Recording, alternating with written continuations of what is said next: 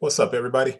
Making this two in a row. Yesterday I did what I'm doing right now, but today I'm back on Insider Ties and episode 18 and how to go from being a sneakerhead to a boss. In other words, how to get into the business and start doing something that benefits you, not just benefits the big three or all of the different shoe companies that already exist.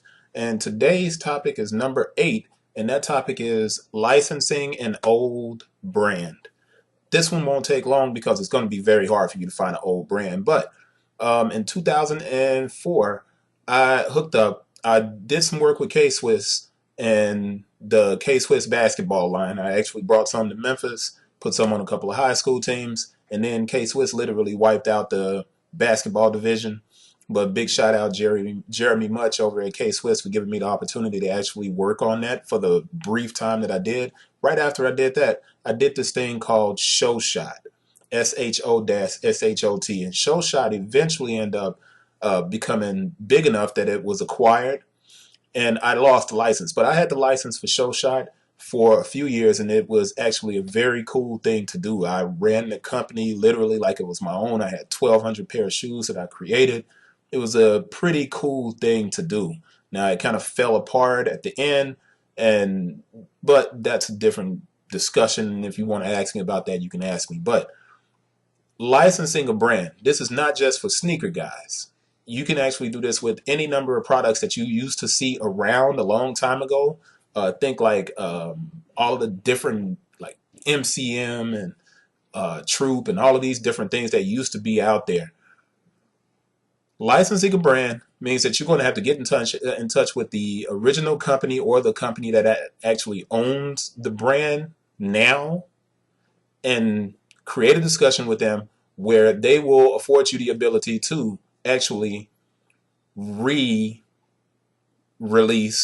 the products that came from that brand. A perfect example of this is Ewing.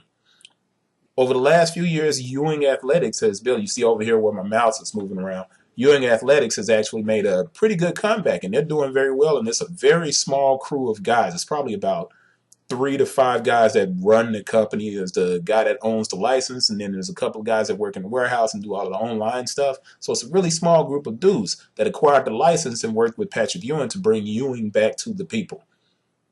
Now, there's not that many places that you can look to possibly go out and license, but maybe it's not a shoe company that you want to license. Maybe it's a t-shirt company, or maybe it's a I don't know, a computer company, whatever.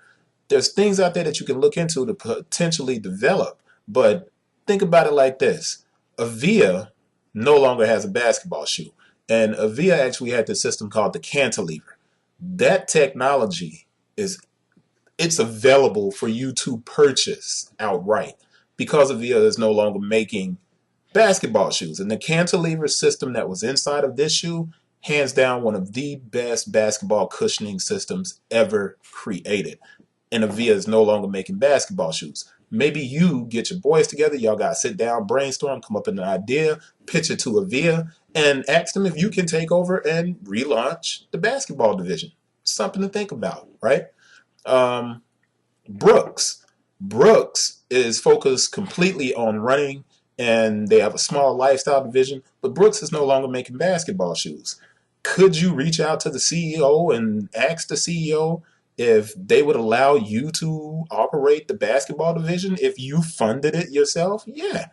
Now, what I'm talking about takes a lot of money, but if you roll with a crew of 5 to 10 dudes and all of you guys have jobs and you got your paperwork in order and you have your credit in order, why can't you walk into a bank and request to get loans? If it's 10 of you guys, 10 guys, $100,000, where you go into Brooks and you say, hey, can we offer you guys $20,000 to reestablish the Brooks basketball line? We'll do it in accordance with what you want us to do, but we are going to fully fund the project out of our pocket. It could happen, right? Why not try it? These are just different opportunities. The world is about brainstorming and coming up with ideas. Another company, Etonic, right? So you got Etonic and the Dream line. Well, Etonic is owned by Shark Tank's Damon John, so there's no chance of you getting this one. But I just wanted to show you as an idea that people are going into the retro files and pulling these old things out. So if you can think of a company that's older that you don't see around anymore, maybe look into licensing it. It's another way for you to go from being just a regular sneakerhead to potentially being a boss. That's it for this episode. Not keeping you too long. Been having some really good conversations on the website. So make sure you go to arc-usa.com and look at the website.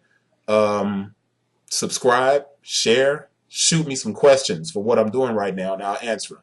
I appreciate those of you who are watching. I know it's not that many, but hey, you know what? If you're learning something from it and I'm reaching you, then it's worth my time. See you guys next Tuesday. Peace.